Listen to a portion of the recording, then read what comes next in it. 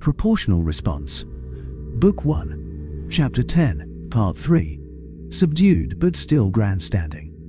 Enable walked into the council chambers the morning after his conversation with his queen, with hunched shoulders. The emotional high he'd felt from his queen's friendship and confidence still carried him, but the upcoming task weighted heavily on him all the same. I hope the Duke arrives soon. Henry had apologized to him again on their secure channel. Some crazy little bot the humans invented had run a hard line between their embassies so that they could talk securely without meeting face to face. Then they'd gone over what would happen today.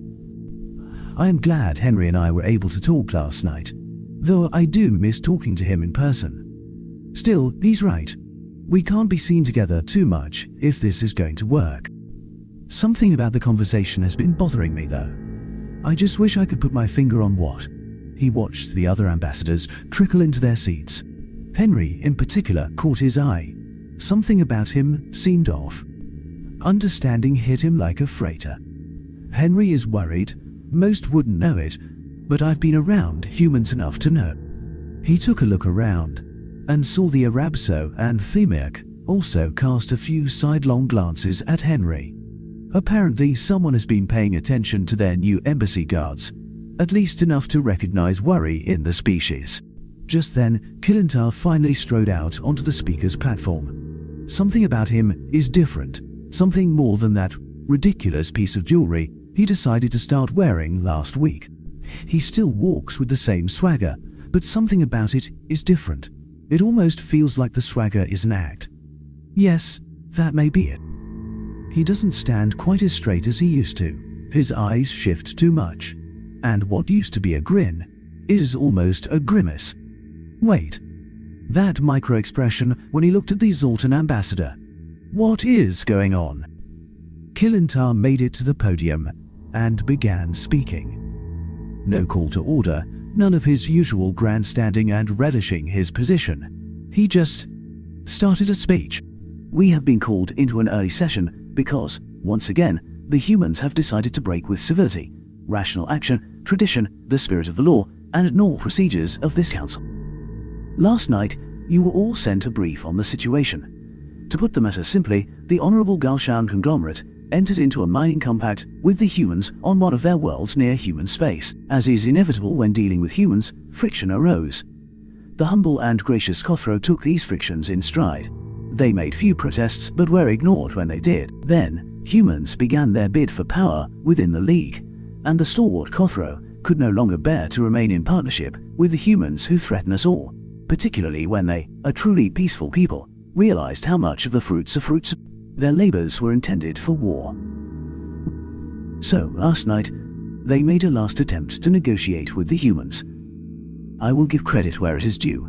They did come to me first and ask me to negotiate, but we all know how the humans respond to exultants these days. So I suggested that they ask the Venter for aid. What a clumsy lie. They asked me first, and then asked him if he had a problem with it. Why make such a lie? Then Kilintar locked eyes with him for just a moment with a hard, challenging stare.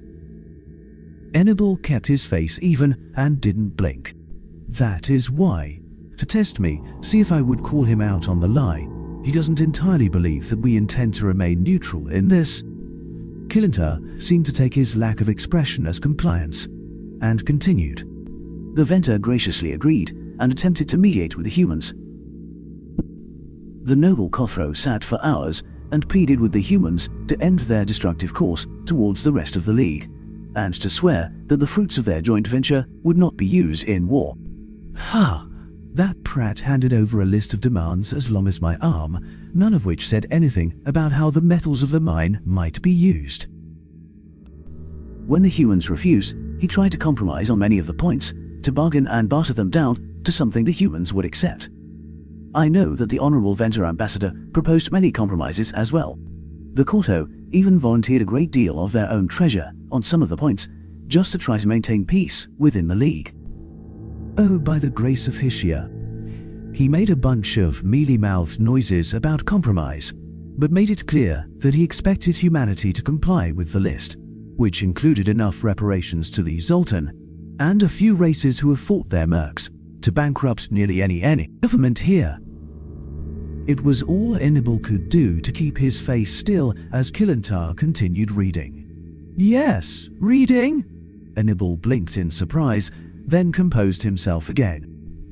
Kilintar never read anything in council. He enjoyed the sound of his own voice too much. The Prime Minister continued. I spoke with Ambassador Runda shortly after the meeting was abruptly cut off by the human ambassador. Runda was literally shaking. He had feared a violent outburst from the humans in the room. He gave me an extensive account of his attempt at negotiation, and I have read Ambassador Enable's report as well. Those reports are not for the faint of heart, my fellow sapients, and I will not have this council divided over picking at the wording within them. I also wish to save you the stress of reading the threats made by humanity. Movement caught Enable's eye, and he saw Henry stand abruptly and start mashing buttons. Nothing happened, of course. Henry got a strange look and pulled out a device. It fritzed in his hand so violently that Emil could see it from where he stood. You knew the trick wasn't going to work twice, Henry. A small flicker of amusement crossed Kilintar's face, so fast Enable nearly missed it, even with his skills. Normally, he takes more joy in seeing a rival, particularly someone like Henry, stymied. I don't like how subdued the man is, Kilintar continued. The important point is the threats made by the humans, just before abruptly ending the meeting and storming out, a serious breach of protocol and etiquette. Yay, you old windbag, and one of your favorite tactics.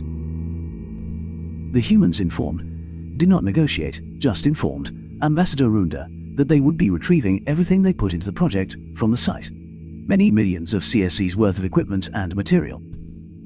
This would, of course, cripple any attempts to work that land.